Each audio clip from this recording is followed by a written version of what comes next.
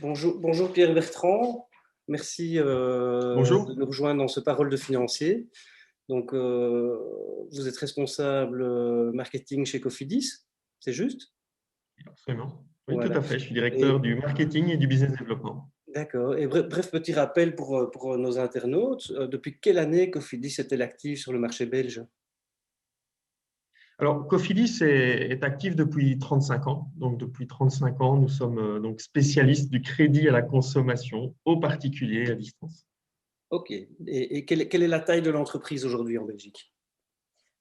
Alors, là, nous sommes plus ou moins 420 collaborateurs sur la Belgique. Et d'ailleurs, dans ces 420, plus ou moins 200 personnes sont des conseillers experts au crédit à la consommation.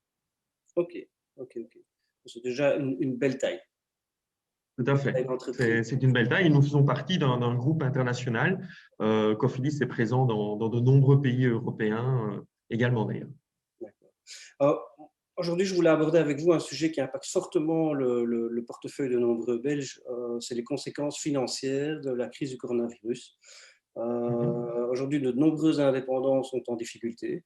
Et est-ce que vous ressentez un pic de demande de leur part? Ça, c'était ma première question. Alors, nous avons effectivement des indépendants dans nos clients, mais ils représentent une toute petite part finalement de l'ensemble de nos clients, de la masse de nos clients, de la population de nos clients. Et même si ça peut paraître contre-intuitif, non, nous n'avons pas vu de variation particulière, de pic dans les demandes des indépendants. Ok. Et bon, je dis donc, ça représente une petite quote-part des demandes, mais quelle est votre position face à ces demandes? Est-ce que euh, vous avez un petit peu changé vos critères à ce niveau-là par rapport à l'indépendance, sachant les difficultés dans lesquelles il est aujourd'hui? Alors, comme je vous le disais, nous sommes spécialistes du crédit à la consommation aux particuliers. Oui. Donc, lorsqu'un indépendant vient vers nous hein, avec une demande, il vient à titre privé. Donc, dans ce cadre-là, comme l'ensemble de nos clients, nous analysons sa demande de manière extrêmement responsable, évidemment. Ça veut dire que nous analysons soigneusement sa demande sur base de données chiffrées, factuelles. On prend en compte ses frais, l'ensemble de ses frais, ses revenus, et dans ce cas-ci, spécialement, on considère également les différentes aides potentielles qu'il a reçues de l'État. On complète cela par une analyse de la centrale des crédits aux particuliers, hein, de la BNB. C'est une banque de données qui reprend l'ensemble des crédits des particuliers. Une obligation d'ailleurs, hein, chaque entreprise financière se doit de réaliser ces vérifications. Et donc, sur base de l'ensemble de ces éléments, sur base de ces procédures, de ces outils, mais également de nos 35 ans d'expérience hein, dans le domaine, ça nous permet vraiment de répondre à la demande du client, de l'accompagner sur ses besoins et évidemment de le faire dans l'objectif de l'équilibre budgétaire de notre client. C'est l'élément principal. J'imagine que la plus grande préoccupation, c'est au final que le client ne se surendette pas et que c'est pour ça que Oui, sont réalisées toutes ces vérifications. absolument, c'est vraiment cet objectif, c'est essentiel pour nous d'être responsable dans cette relation financière. D'ailleurs, si un de nos collaborateurs, lors d'une demande, s'aperçoit que la capacité financière qui est présente pour le demandeur, pour le client, n'est pas en ligne avec la demande qui est réalisée, il n'aura absolument pas peur de la refuser. C'est vraiment dans l'intérêt du client et dans le nôtre, c'est dans l'intérêt de tout le monde d'être extrêmement oui, prudent et responsable dans ce domaine. Ok, merci. Ben, j'ai une autre question, c'est le type de projet, parce que bon, voilà, donc vous faites, j'imagine, enfin, je sais que vous faites des prêts personnels, des prêts travaux, de la réserve d'argent. Est-ce que certains types de projets, ben, j'imagine bien que du prêt personnel pour partir en vacances, ben, il n'y a pas de demande pour le moment. Et au contraire, il y a peut-être plus de demandes au niveau des prêts travaux, puisque les gens ont un petit peu de temps pour travailler chez eux. Est-ce que vous ressentez de grosses différences dans le marché actuellement? Oui, effectivement, il y a eu de grandes différences dans le marché. Très clairement, le Belge a beaucoup moins consommé pendant cette crise sanitaire, pendant cette crise du Covid. Juste pour donner quelques éléments de référence, pendant le premier lockdown, on parlait de plus ou moins autour d'avril, hein, dans cette zone-là de 2020, le marché a baissé, a eu un impact de 46% dans les ouvertures de financement. Et puis l'année a évolué et même fin d'année, fin 2020, lorsqu'on était dans la deuxième vague, le marché était toujours à moins 25% en termes de consommation. Donc, typiquement, ce que l'on peut ressortir de cette période, c'est que l'on voit que le Belge, dans cette période de crise, a une certaine propension à épargner, à être prudent. Également, la fermeture des restaurants, des magasins, la non-possibilité de voyager a fortement limité ces possibilités de consommation. Donc, tous ces domaines-là, tous ces types de consommation, finalement, ont vraiment été freinés. Et donc, on ne les constate plus. Oui, maintenant, la reprise va se faire, mais cela prendra un certain temps. J'imagine bien. Est-ce que du côté Cofidis, la crise sanitaire, bon, j'imagine que oui, a transformé votre manière de travailler. Est-ce que vous avez dû vous adapter? Non. Et comment? Oui, oui et non. En fait, pour nos clients, puisque nous sommes des acteurs du crédit à distance, hein, c'est vraiment notre métier, il n'y a pas eu de différence. Nos clients ont vraiment pu continuer à avoir accès de la même manière, avec les mêmes, la même qualité, la même facilité à l'ensemble de nos canaux, que ce soit des canaux digitaux, des canaux humains par le téléphone ou autres.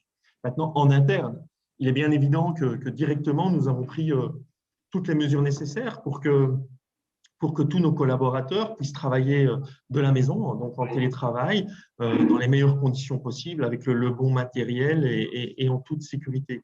C'était très, très important pour nous. Euh, mais vraiment aussi, je dirais que cette période-là, on a pu voir ressortir la culture finalement d'entreprise très, très basée sur l'humain. Et ça, c'était vraiment très agréable pour nous, finalement, de voir ce ressenti qui venait avec beaucoup de solidarité, beaucoup de polyvalence, beaucoup de responsabilité de chacun de nos employés et donc de nos collaborateurs. Donc, c'était vraiment un moment difficile pour tout le monde, mais également un moment où ces valeurs se sont encore renforcées et exprimées. Bah, moment qui se terminera rapidement, je l'espère, pour tout le monde. Oui, nous espérons aussi, évidemment. Voilà. Et en quoi se différencie Cofidis de la concurrence? Bon, je prends CTLM pour exemple, qui d'après moi est quand même un de vos concurrents majeurs. Alors, en quoi nous différencions? Je dirais, comme je l'ai dit, l'humain est très important pour nous. Et donc, nous voulons vraiment écouter, accompagner nos clients. C'est avoir une relation la plus authentique et humaine possible. Alors vous allez me dire, oui, beaucoup de gens le disent, on l'entend beaucoup de gens s'en revendiquent, mais je dirais que nous, on le fait vraiment. On le fait vraiment et c'est nos clients qui le disent d'ailleurs, que ce soit à travers des prises d'opinion que l'on fait après toutes nos interactions ou dans des enquêtes de satisfaction. On a 97% de satisfaction client. C'est quand même des chiffres extrêmement importants. On y accorde beaucoup d'importance, mais également on le sait par nos collaborateurs, nos experts, qui le ressentent, qui le vivent au quotidien. Cette relation authentique, c'est quelque chose que l'on veut construire, renforcer en permanence. Je dirais que ça passe par des formations, ça passe par plein de petites choses du quotidien, mais qui rendent les choses plus concrètes, plus vraies.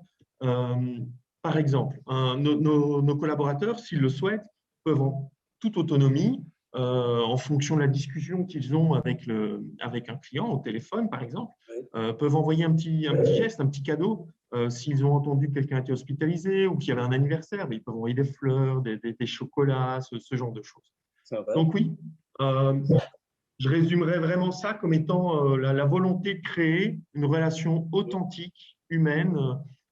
On a fondamentalement la croyance que chacun est libre d'avancer à sa manière sur son chemin. Et notre but, finalement, est de l'accompagner, l'esprit le plus ouvert possible, sans jugement. Et ça, c'est vraiment ce qui nous caractérise et fait notre différence. Je crois que c'est également une image que vous essayez de véhiculer en parrainant une équipe sportive, de coureurs cyclistes d'ailleurs. Quel impact cela a-t-il sur votre société? Alors oui, oui, effectivement, on est ravis hein, de pouvoir être le partenaire de confiance depuis tellement d'années de cette équipe cycliste. Hein, parce que le cyclisme, finalement, véhicule des valeurs humaines très, très, très fortes, hein, que ce soit le courage, le dépassement de soi, la solidarité. Donc, c'est lié à nous, c'est très important. D'ailleurs, on était la première équipe hein, pro française, c'était en 2010, à intégrer un pôle handisport au sein de la structure professionnelle de l'équipe Cofidis. Donc oui, on est ravis de cela. Et puis également, ça fait vivre nos couleurs, ça fait vivre notre marque, parce que le cyclisme est évidemment un sport extrêmement populaire et Oui. auquel on tient. Surtout auprès du Belge. Oui, tout à fait, auprès du C'est assez Belge. suivi. Quand on voit l'essor du cyclocross aussi dans le nord du pays, où nous sommes un partenaire privilégié de ce sport, la bicyclette a de beaux jours devant elle en Belgique, ça c'est clair. Tout à fait, tout à fait. Il y a une autre question. Est-ce qu'il y a eu, aujourd'hui, justement, on parlait des gens en difficulté, est-ce qu'il y a eu des petits soucis de paiement? Quelle est votre réaction par rapport à ça?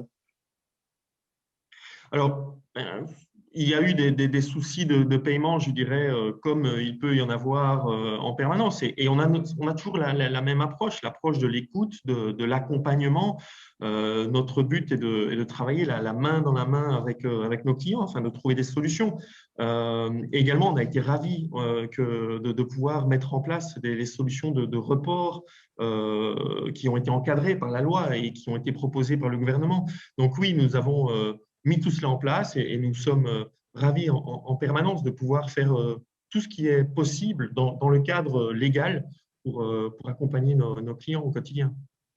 Très bien.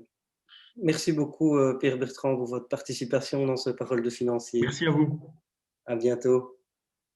À bientôt. Très bonne journée.